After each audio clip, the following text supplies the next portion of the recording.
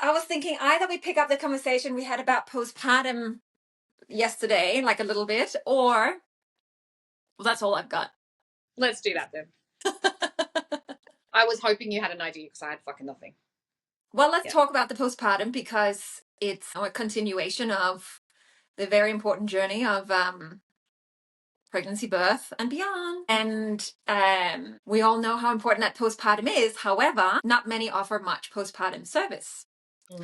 So maybe we could offer a helping hand by talking about it here. Full doula package. I am there for several months after birth, but not in the capacity of a postpartum doula as such, and neither of you. So let's talk about that. Yeah, let's. And I think I'd start off by saying that if someone is listening and they're expecting a baby, anything you want to put in place for your postpartum, whether it's doing like a parenting class or a first aid class or learning breastfeeding, any of these skills or information you want to gather, I always tell people to try to gather it by 30 weeks because the evidence sort of says after 30 weeks in pregnancy, all you're doing is thinking about the birth. Like it just starts to loom quite big on the horizon. So the capacity just doesn't seem to be as big to be learning about that space, which is funny because you think you have all this time, right, in your pregnancy to prepare, but the time does flow. So that's the first thing. But I guess what we were talking about yesterday was really thinking about what do you need when you're pregnant? And it's hard because you probably don't know, right? You haven't done it before. Exactly. And I guess a lot of, if you go to some like parenting groups or mums groups or breastfeeding groups or whatever, that might be a really great place to also gather some information. What is everyone struggling with? Because it's plot true. twist. Yeah. It's what do you call it? Oh, I can hear my brain's just somewhere else today. I'm just great. It's quite repetitive is my point. So like you're not going to reinvent the wheel. It's very unlikely that you're going to have the most unique experience and you're going to experience something that no one else has experienced. That's the thing. It might be shocking to you because you haven't done it before. It was unexpected. It was out of left field. There's massive changes in your body, in your mind, in your relationships, in all of your needs. But it's such a universal experience. So there are others out there that can show you the way if you want to do the work to find out. It's a great idea. And maybe do like interview your nearest and dearest and ask them what were the top 3 things that surprised them in the postpartum or something like that, where you kind of pick their brains, because that's exactly right. Why not learn from your community and women before you? I think understanding like the amount of hormonal and brain changes that happens in the postpartum, like just how you will feel dramatically different, is really hard to convey and is such an important element of the planning, meaning that you think you're just going to be like you are right now and you'll, there'll be a baby, but you'll just still do other things. I think that's the one thing that really I try and talk a lot about, but everyone say, yeah, that makes sense. But then surely I can do all these things. And yes, you can, but I think that's the hardest one to wrap your head around because you have to feel it. You have to feel what that is. And you don't really feel it until you're there. But so I guess what would be an analogy for that? Like, I suppose if you were going in for like some procedure or surgery or something and you would know, okay, my doctor told me I need to rest for 10 days afterwards, let's say, right? You would take his word for it. And it's similar but bigger, and it's healing a different way in the postpartum. But I don't think anyone would ever have regretted taking extra time to recover and to get on top of life as a new parent. So I think that's my number one. What's your number one for postpartum suggestions? Number one, I'll circle back to that, but I just want to say I have literally never, ever, ever had anyone say, oh, I wish I'd have gone back to work or life sooner. Thank you. Most people, if not, like, most people are like really feeling that shift and really wanting to hold on to a bit of extra time, even if they're craving, the mental stimulation and the change in, not being 24/7 connected physically to a tiny human, which is intense. But having space to become and to process and to, it's not even just recovery from the birth. Like it's, I mean, that's one thing. yeah, and I think it's such an easy sell because it's like, oh yes, she's gone through a physical experience and her body needs to recover, and that is true, like 100% true. But that's the bottom of the barrel, that physical recovery. It's, I guess if I have a number one, but I guess some of the things that I'm thinking about, let's just say, is expect it to be bigger than you think and for it to take longer than you think. And you're going to hear that and you're going to say, yeah. And then when it happens, you're going to say, she was right.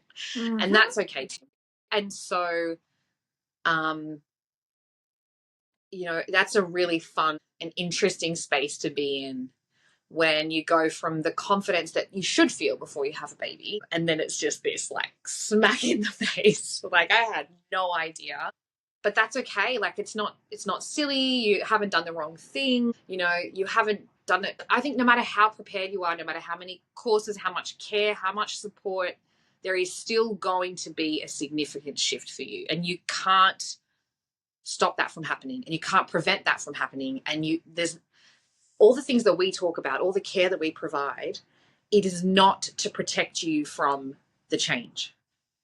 And it is not to necessarily make it easier for you to change. But it's just to hold that space so that as you're changing, you may have someone who's walked the path and has different skill sets to offer and share with you, to help that be smoother and maybe more delightful than if it was on your own. But I don't think either of us would. And look, I don't think any midwife or doula worth her salt would try to protect a woman from hardship, actually, during not like terrible, horrible things, but from the challenge of becoming a mother, because in that is where that's where the growth happens, in that intense change. So I'm like, go for it. Go into that space of change, because that's what you need to get to the next level. Maybe that sounds a bit rough, but I just don't think it's possible to get to that next level until you meet yourself in that space. Maybe that feels a bit wishy-washy. So like on a practical level, what does that look like? I would just say, like, imagine you're sitting in your room for a month and you can't get up. What would you need to do? Like, what would need to happen? And like, write that big list down. Someone's going to need to do the dishes, make the food, do the shopping, do the list. Like, that's like the practical stuff around the house. And there's different kinds of tiredness. That's the other thing. We focus a lot on the sleep that new mothers need, which is important. But any woman who's had a baby will tell you there's different kinds of rest. There's the physical sleep that we need in our bodies. There's the mental rest we need from doing all the mental work of thinking about what needs to be done. And then there's just not being touched. And that's a need too. I know that when my babies were young, I would often, God bless my husband, he would often say like, oh, go have a sleep, go have a sleep, go have a sleep. And I'd be like, I just want to be alone and not touched or spoken to for 40 minutes, because that was something that I need for my sense of equilibrium. Yeah. I don't know if it's one thing. I do tell every family that, I think we've spoken about this before, I try to tell every family, and if I haven't told you and you're one of my clients, do this, you should do at least a few like sessions with a therapist, a psychologist, a counselor. That's not my job. I have some little skills and ideas, but it's not who I am. I'm a midwife. But you need to have someone external. It's just for you to have a place to put all this stuff. And it's great if it's your partner and you have that, beautiful symbiotic relationship, but ultimately you're on your own in this. That sounds a bit scary, doesn't it? But you're the one who's birthing your baby and becoming a mother. And maybe for partners, they're the one who they're becoming a father or a parent. And they are, as much as you're doing it together, and we're doing it in community together, you're doing it in family together, it's actually there is a deeply personal experience that's separate from everyone else around you. And that needs space to breathe. And sometimes when you're pulling apart all that with someone that you're deeply enmeshed with, someone that you're deeply in love with, and that cares for you, you can't help but to integrate their thoughts and ideas into yours. Sorry, it's my dog. It got my dog going. That's great. Oh, I think someone somewhere opened a car on the street. Like, he's very afraid of everything. Yeah, so having a space that is just yours, it feels very important to me. Yeah, because what you're saying is, well, what I'm thinking is that is the rite of passage.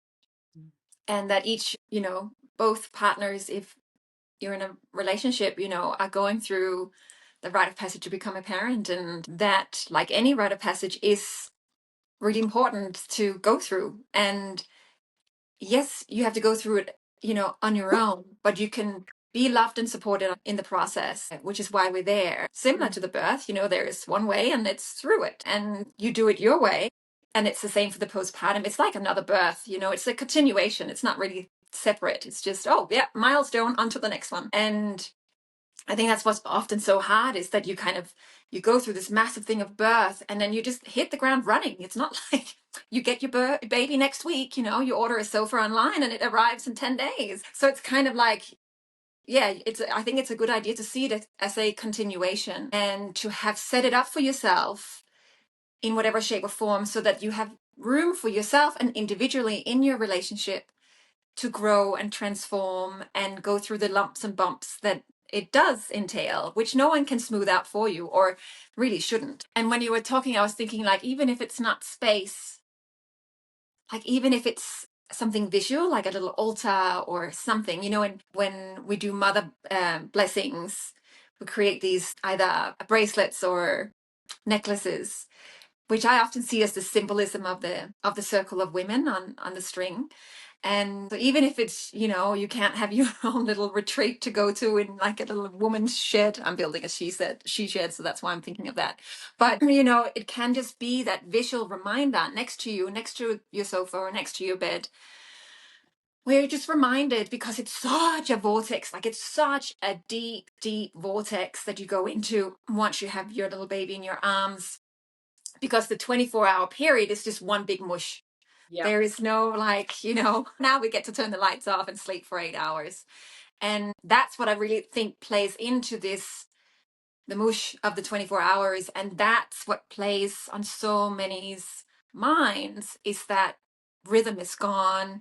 And we put so much into rhythm, where there's so much in, like, wake up, have your coffee, have a shower, do the things. Okay, that's how we get the system going. There isn't really much of that in the postpartum, nor should there be. But I just think that sort of, it hits you like a train, boom, right away. And then, like you say, like the physical is one thing, but then there's like the deep, like hormonal changes that is like really hard to convey. It's really hard to explain what that does and what that feels like. But I think creating visuals for yourself to just remind yourself you're in the vortex, you're in the void, you're in this place that you're meant to be. It's divine. It's a beautiful rite of passage. Remind yourself that you're meant to be here. Your purpose is here. Your purpose is not what it used to be. You don't have to achieve in the same way that you achieved before. It's not about how much you can get done in a day or how clean your house is and all those things that we put so much stupid value on. And I find that sometimes we can't take that away from a woman, but you and I and everyone else who works in the space, often, I'm sure you've had this, where that's the conversation, just to remind them that it's okay. Welcome to the void. I see you, I hear you. It'll continue to change, and you're meant to be here, and it's okay. And then you can surrender into it. So no one is taking it away from the woman or the partner. I think it's just seeing them in it and really, knowing that it's a place to be for a while. I will just say the postpartums all 4 times for me was absolute bliss. And I know that not everyone has this, but if I could continue to breed just to have the 3 months postpartum, or 6 months, I would say, actually the whole year, but the first 3 to 6 months, it's glorious. And it's interesting because I know, and I see this all the time, not everyone agrees with me, but for me, oh my God, like I think the hormones and I just think I was high for 6 months. And look, I had a very supportive partner, etc. But I can see the hard, and it was really hard to be awake all through the night. And it's all those things are hard. I had, cracked nipples, and I've had mastitis. It's not like it was all just the dance and roses, but I just loved that radical change that was happening within me. It was, I don't know, I found it so wildly purposeful. So I see it as a really positive time. And I would love for women to have that, but I see that that's not always the case. What was it like for you? I definitely, I was on another planet. Like I was very similar to how I am today. Actually, I'm a little bit loopy today, just a little bit tired, a bit out of it. But I do remember having that, that really beautiful, intense, like sense of awe. That awe, like I felt like I was swimming in it. That you just have this tiny, perfect baby, and you're their favorite thing in the world. That's a that's that shit is like drugs. Like it's so good. And sharing those moments with your partner, and when you have other children as well. My greatest pleasure in my life is watching my children love each other. I hear that. Yeah, more than anything else is watching them love each other. It just makes me, I don't know, it just gives me, that's the biggest thing for me. And watching them interact with these. When my last baby was born, remember all my girls came in, and I had my baby in the hospital. I had a few different complications, but anyway, and my girls came in and they met my baby, and they were all just like adoring her. And I was watching the 5 little girls all have these individual relationships, and I remember having this real expansive sort of mindset and watching generations, feeling myself become the ancestor to the generations ahead of me, and feeling the importance of that, and feeling the depth of that, and how this was my big work, was to create the strongest family I could create so that they could thrive, and so their children could. And I felt this urgency and importance of my role in that space. And actually, funnily enough, usually by about 3 months postpartum for myself, for each of my children, no, maybe a little bit less, maybe about 2 months, I had a real sad week. I remember every single, it was like clockwork, where I would suddenly, like the first 6 weeks they're a newborn, and then they're like just that little bit older. Like it's crazy how quickly they developed from being like a little blob, right? That you're like, and it wasn't always easy and smooth for me. Also, like, sore boobs and like relentless night. I mean, my babies were up in the night. It's just how it rolled. Didn't even try to stop it at some point. It just what it was. It was hard work, but there was good and bad in it. But then around the 6-week mark, you just kind of look at them and they're like, you're here, like you've landed in the world a little bit more, and Yes. you're aware a bit more, and I would suddenly get so sad because I'd be like, time's rushing so quickly, and I'd have this intense sense of like, again, more urgency, and that life was happening in front of me, and that there were these like I just had a really strong sense that this was the most joyous part of my life, and I want to hold on to it with 2 hands. So yes, I did love it. It was complex, the feelings, obviously different with each child, because my most recent memories are when I was a established mother. I had done the work of becoming that mum, and I guess I got to enjoy. Yeah, that's the pleasure of having a few kids, isn't it? I think you do enjoy them a little bit differently because you've done a lot of work to get there. I also was very fortunate that my husband had a really strong value in postpartum recovery and my community. I was given meals for a few weeks. When I had my twins, people were bringing meals for like 2 months, and they knew how to do it too. They just dropped them off. No one came to say smart ever. people. Just like, and there was a text like, yep, you're getting dinner tonight. And like sometimes it was delicious, and it was always amazing. But I'm saying sometimes it was this like really elaborate meal, and sometimes it was like chicken and rice, which was, I mean, it's not nothing. It's amazing. And like my kids would, like, everyone was okay. Like the kids were fed, and because I had a few kids, people would bring kid-friendly food, like, so I didn't have to think. Good. Yeah, I didn't have to think about food. And so, and I knew that if they weren't bringing, my husband was going to sort it out, because it was not, that was 100% not my job.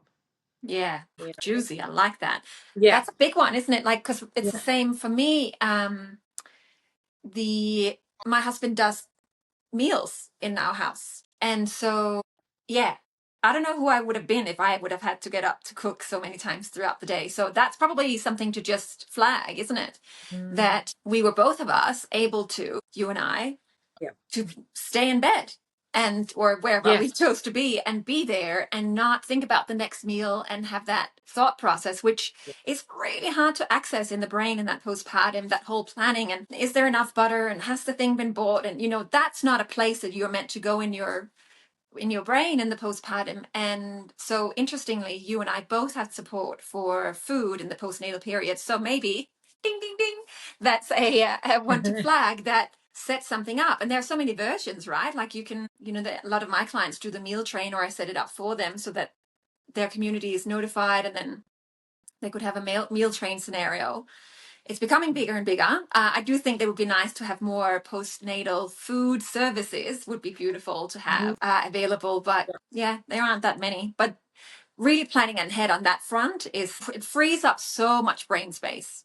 And food is just like holy moly important. It's just all the things we've talked about, the healing, the recovering, all the things, the milk and the, not sleeping at regular hours or at all. And you need food to fuel the engine.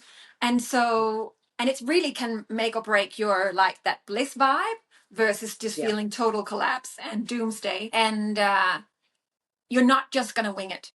That's often I sort of see, like I have a few meals frozen and like, we'll Uber eat it or something like that. I'm like, oh, no. Because you need so many calories postnatally. And that's a different conversation than we have in other times of life, right? It's always bloody anti-calories, which is not great. But in the postpartum, if you skimp on that, everything will fall apart. Because it's kind of like that food, all those calories, the nutrients, is the glue that just keeps you together as you're going through the void. And so that's a big one. There really has to be something that you can eat every 2 hours next to you. Boom. Through the night as well. It's massive. So anyways, that was a good point. It's true. It's true because, if you're tired, like when we are tired and we are feeling low, or not necessarily emotionally low, but, like we're feeling the ebbs and flows of our day, we reach for carbs, and then they'll give us a little hit, and then an hour later we're 10 times worse. And that is something that I see very often. Coffee and muffins. Something I've a lot of muffins. Yeah. And just, I tell women this in pregnancy as well. It's just, I always talk about adding food. I never talk about subtracting it or avoiding it, but just adding good food and any protein that you can add throughout your day. Like, with my first baby, I had, because you get so thirsty as well. So what I did is I had my favorite spots around the house, because I just had a little apartment, but sometimes I'd feed in bed and sometimes I'd feed on the couch, and you have your little places that you want to be. Little stations, yeah.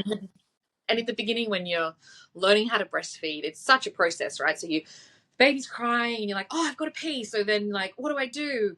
But I have to pee and the baby's desperate to feed. So you're like, okay, I'll go do a quick wee because I'm going to be stuck. That's what I tell everyone, actually. You got to wee before a breastfeed, because that means you're weeing every other hour. Your bladder's keeping nice and empty. You won't have urine retention and mess your bladder up, which is not what anyone wants to do. Your baby's going to probably be upset for that 3 minutes. That's okay. They're going to be fine. Then you're going to be very comfortable when you're sitting stuck underneath your baby for potentially an hour. Finally, you sit down, you get into the spot, you put the baby on, and then you're like, oh, I'm so thirsty and hungry. But now you're stuck. So I used to have like little snacks and bottles of water. I used to buy, God, it's not the greatest thing for the environment, but Alon, actually, my husband used to buy like bulk packs of like liter water bottles and just like put them in my feeding spots. Great. Yes. So when I'd sit down, I'd inevitably be thirsty, and it was the last thing I'd think about, right? Because your baby's crying and you're like, I need to feed it. And then I'd be like, oh, so I could sit there, whack the baby on and like guzzle half a liter of water, because I was always so thirsty. Yeah. And have little snacks and you're like a little squirrel. You've got all your little bits and pieces. Absolutely. But I mean, I will say some of the phone calls over the years that I've received from postpartum women where they have been in tears, like some calling from the bathroom or from their bedroom and just like, I can't, and everything's collapsing. And I'm like, when did you last eat? Or like, and checking in on that whole element, like, what have you been eating? And it's coffee and muffins or banana bread and all that. And as soon as we shifted, adding in the fats, adding in the protein, you can do so much more. Like, I just cannot emphasize this enough. It changes your capacity so much, and it's such an easy fix. Initially, like in the first week or the first few days, most women don't feel that hungry. I have noticed. I don't know if you agree, but it's kind of like I really have to tell partners, like, just bring it, because you are so high on the hormones and it's this bubble bliss, and you're just like being newly in love with someone, you are just high on love and you don't need anything else in your life, and it's very similar, and then it sort of kicks in with a vengeance a few days later or the following week. So that's just one thing to I think that first week or those first few days where you don't feel that hungry, you may actually really compromise yourself by not, like, you just don't have the urge, and if no one is reminded to feed you or bring food for you, it can really hit you hard, and you've now set a bit of a what's that called, like you've set the tone and you've forgotten to kind of get into that rhythm. So that can sometimes be something someone needs to remind you, or you need to remind yourself that after the first 4 days, you need to really start to pick it up if you haven't already, because it will hit you hard in that second week, because fatigue is setting in and the milk and etc. What a massive one. And the other thing that I love is just like you said, we're so thirsty and we do need a lot of water, to have a thermos with herbal tea. So warm tea is really, warm water is really ideal, not in plastic bottles.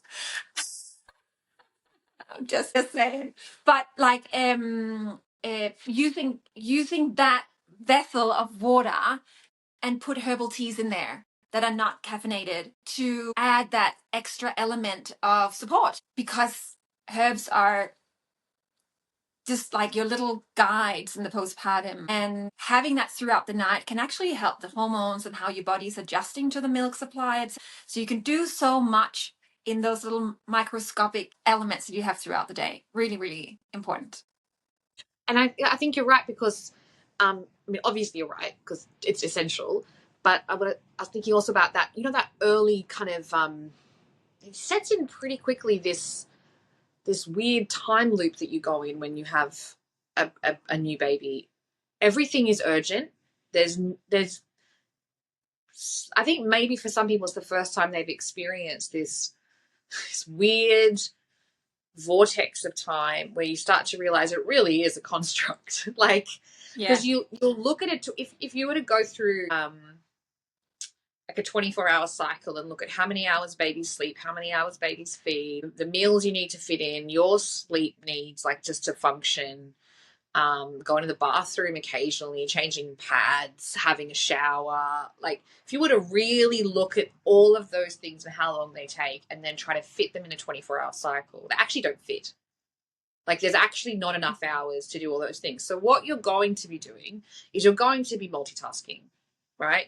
I mean, and that will be, you're going to have the baby on the boob and you're going to be eating at the same time. Or, you're going to be sleeping and the baby's going to be breastfeeding at the same time. There's just going to be so many things that you're going to be doing together simultaneously.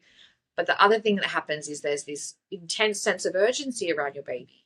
So every time your baby makes a little move, a little squawk, a little noise, your brain's just going to be wired to react and respond, which is perfect. That's what your baby needs to have their brain wired properly. So even if you were a little bit hungry 5 minutes earlier, that sensation is gone because now you're focused on feeding your baby.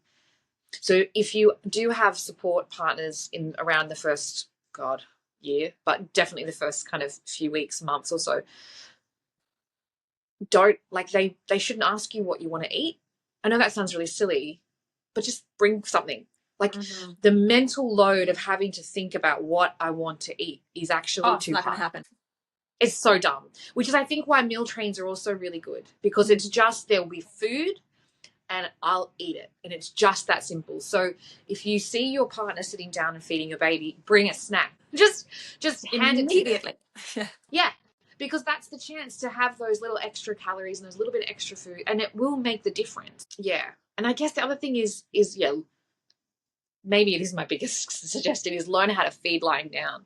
Yes, as soon as possible. As soon as humanly possible. I was maybe 4 days postpartum with my first daughter, and I had a long hospital stay with her. So that's why I was still in the hospital, and I was essentially dead inside at this point. It's just like, what is my name? I don't even know who I am. I think my milk was just coming in, and my breasts were enormous, and I was just like at the wall.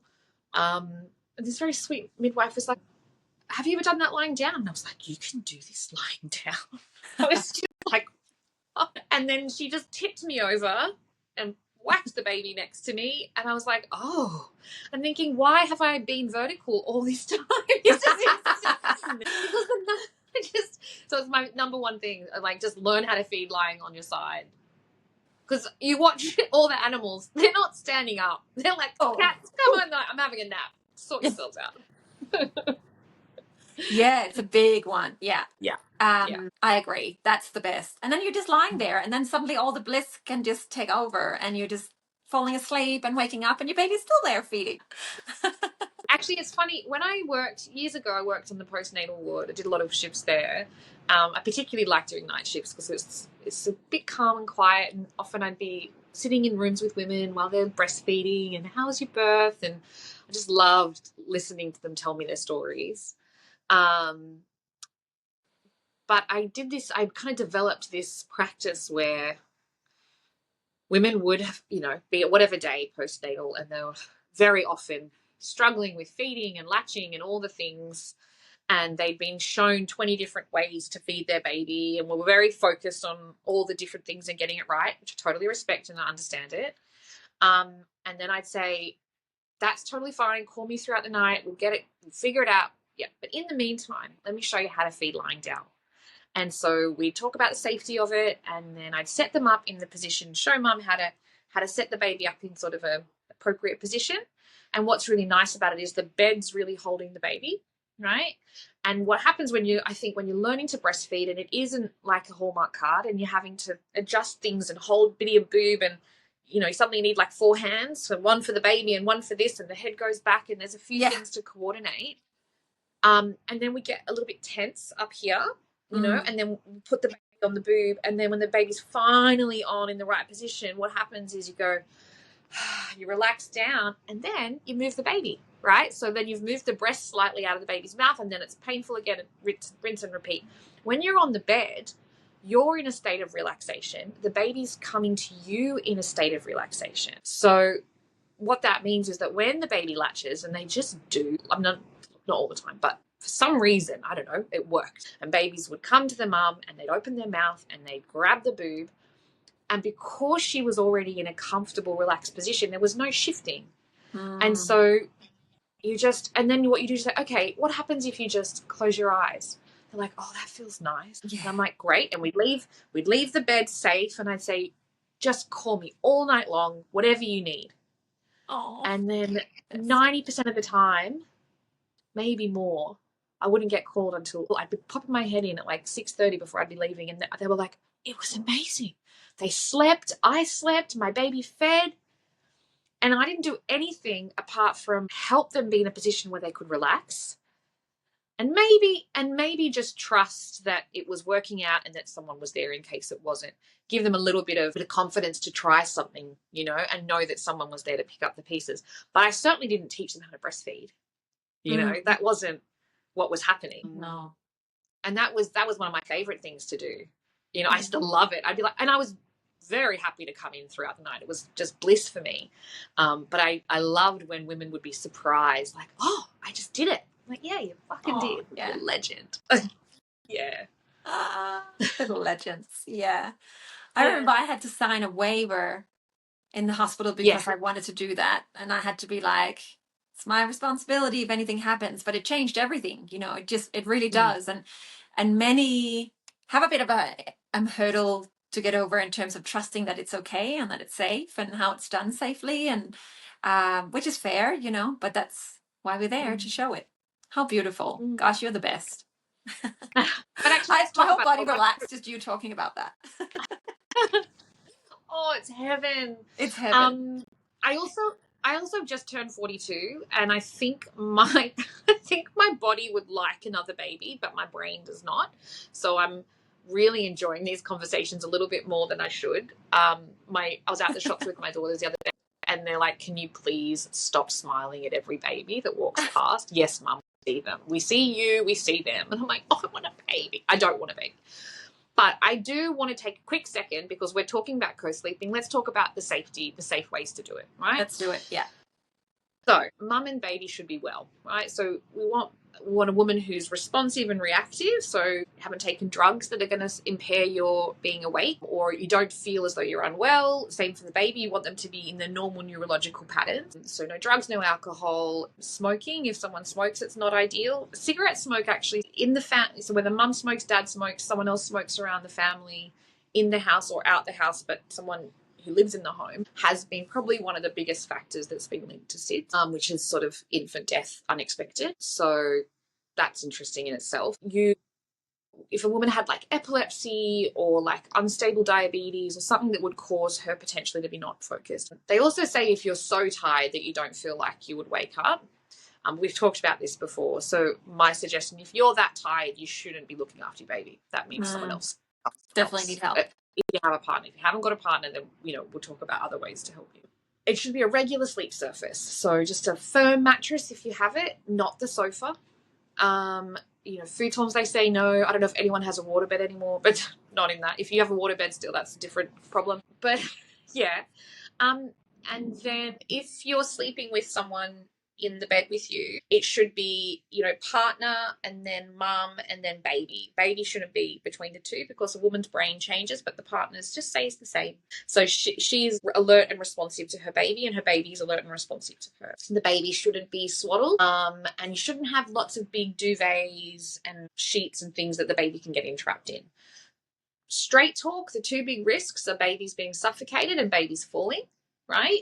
That's just the bottom line. So you just want to think about what would minimize those things. If you have concrete floors and a high bed, maybe think about ditching the bed and just having your mattress directly on the floor. A lot of people do that for the first 6 months, because it just takes a lot of the worry away. If you've just got a little mattress, even if the baby was to roll out onto a carpet, or it's a very small floor.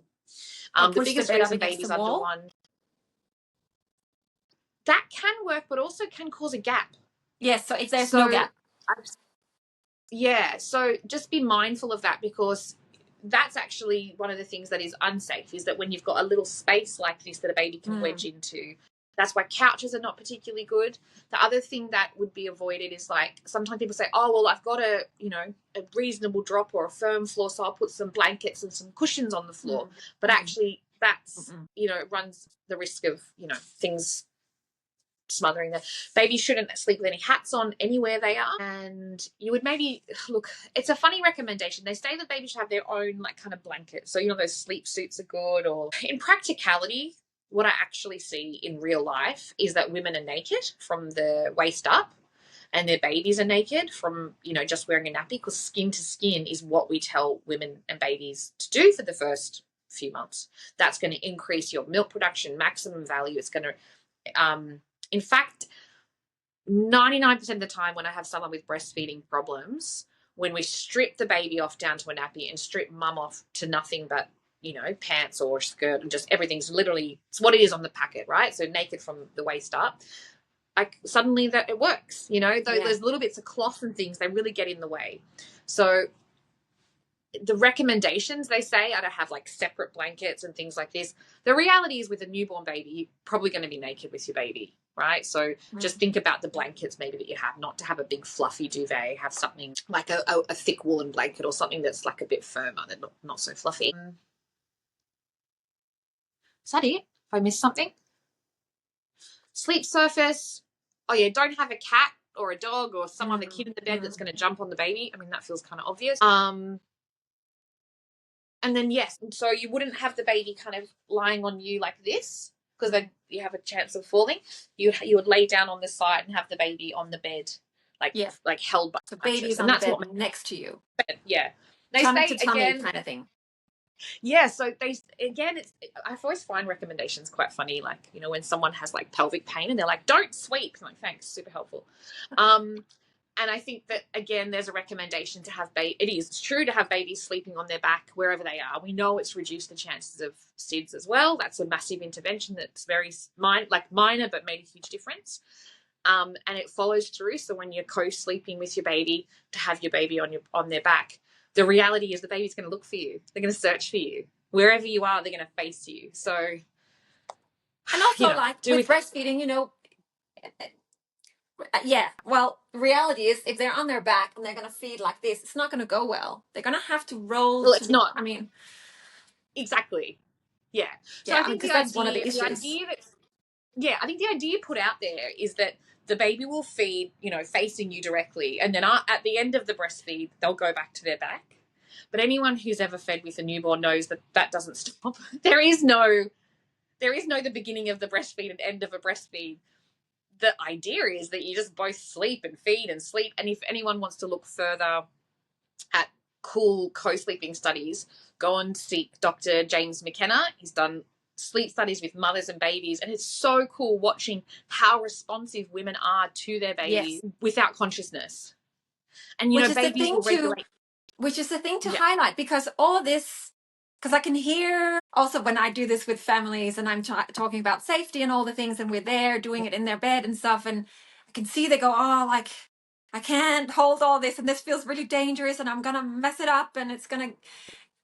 The one thing actually that's so profound in all of this is that your responsiveness, even not if you're super, super tired, and of course, like all of the above in terms of on a medication or any illness, etc. But if you're otherwise well and just like normal tired, you're so responsive. You know what your baby's doing. And so many of those cool studies showing that women wake up before something happens, like that intuitive. We are so connected. And this cannot, it sounds so abstract, but reality is, you know, the baby doesn't know it's separate from the mum for several months. And we are just one nervous system with our baby. And don't underestimate yourself and your intuition and your capacity to meet your baby's needs on an intuitive level. And I think everyone do doubt this, and that's okay, you know, until you experience it. But once you kind of, okay, I've heard all of what Jen just said, or maybe you read some sort of thing about what safe co-sleeping and feeding is like,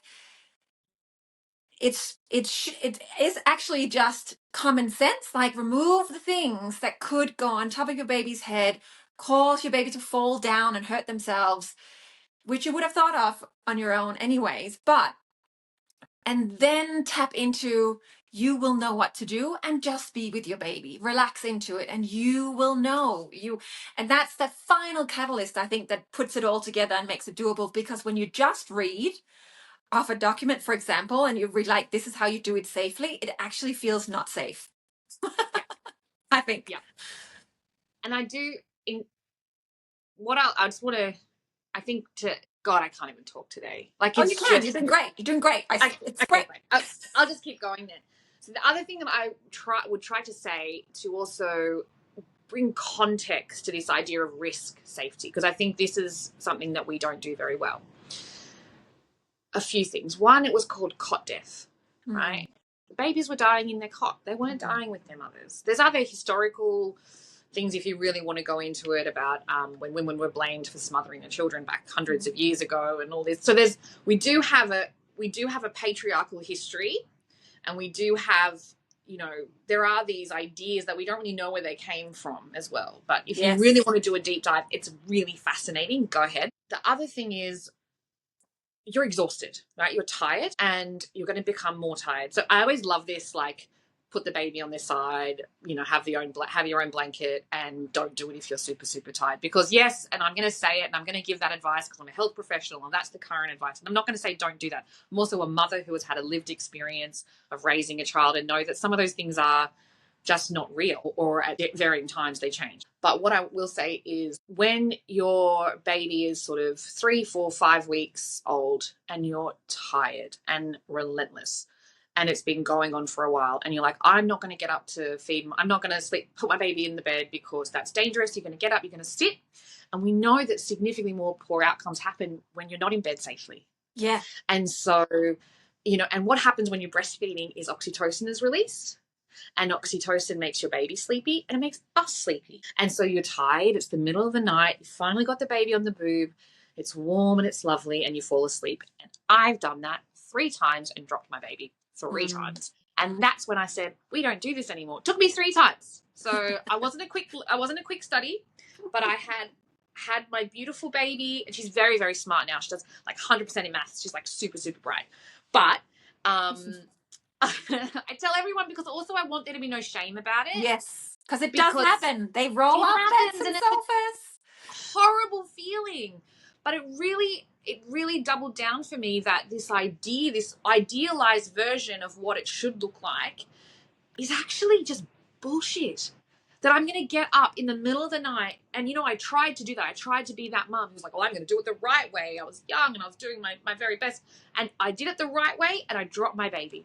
Yeah. And so I was like, you know what? It is actually much safer. And I tell parents that if you are so tired, then please learn how to co-sleep with your baby safely. Because if you compare those two, one of them is significantly safer. Falling asleep by accident on the couch is not as safe.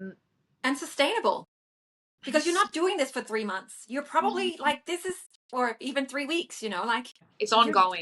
You gotta have something that's sustainable so that you don't lose your mind. Yeah. And it's heaven, isn't it, when you wake up and they've got that milky breath and they snuggle next to you. Oh, and you know what? By 3 months, this is the thing. By 3 months, they're self-serving. By 3 months, they just get on there. They just grab it, stick it in their mouth, and you're like, carry on, and you get to sleep. So breastfeeding mothers actually get on average about 30 minutes more sleep in a 24-hour period. And the other thing that happens, I'm talking about this, I could rave for days. 30 minutes? 30 minutes more sleep. The other thing that happens is because you're with your baby doesn't have to escalate its stress to get a response from you. Yeah. So it doesn't fully wake into this really intense level. The other thing is that your brain doesn't go into a super deep level of sleep, so you're more responsive. What that means is maybe you might be waking frequently, but it takes so little to settle your baby compared to if they're somewhere else. Also, there's these new, co-sleepers and side sleepers and nests and stuff. There is actually no evidence to say that that's safer than co-sleeping with your baby. It's just for our minds, isn't it? We think that it's safe, but it's not. And the fact is, if you're breastfeeding, your baby wants to be at your breast. So whether it's an arm's length away or in a cot, I don't know if there's a big difference. You have to do what feels good for you, right? But I just think that's a good bit of advertising to sell a product to women that there's no evidence that they need to make them feel safe about something that's free. Yeah. That's interesting. Yeah, anyway. I hear you. And they really, to your point, at 3 months, they just kind of make their own way from that co-sleeper to that boob, and you're like, oh, I thought I put you there, but now you're here. Oh, they know. They're like, where is she? She's gone somewhere. Don't underestimate a baby's instinct. I'm just caveat that my battery somehow has been drained really quickly. I only have 10%. Shall I go and get a charger, or will we wrap it up? I think we should wrap it up. Okay. I mean, it's a good flow, but I think we should probably. It's been an hour. I think it's probably enough. So yeah, I think there are actually several different ways, but I do love the honesty that we've just brought here in terms of like, we have done it so many times. And like you, with my first one, I got up and sat in the chair every night through the night, God knows how many times, because I felt like that was the safest. Very, very quickly, it was so clear to me that it wasn't productive. The latch was always worse, at 2 a.m. when you're like for the 7th time and you're sitting there all like collapsed in the chair. And then it just made like so much sense to just stay in bed and feed her that way. I don't remember anyone telling me how to co-sleep. I have a feeling I just made it up, but I could be wrong. Shocking. Imagine just listening to your instincts. But boy, is it good. And I hope that some of this joy that we have for the postpartum, because who knew that we both actually feel this way about the postpartum. I hope that some of this bliss that we have for the postpartum can filter through the video to all of the beautiful people listening, because very often I think it has such a like, oh, it's so hard, and oh, you know, you'll never be the same. Oh, it's like, oh, this, oh, it's not good. Boy, man, I would just keep having babies if I could just do the postpartum. I just don't want all the other bits. You know what? I would love to give birth 20 more times. Like, I love giving birth. I mean, it's Cool. really intense and it's hard and it's not easy. Same, but there's something insane about it. That's so wildly beautiful about it. Good. And yeah, I would love to just sit there with a newborn baby at my boob. Now I want to get pregnant. It's a problem. I'm not going to. This is problematic. This is two women in their 40s. Done. Going, babies are so nice.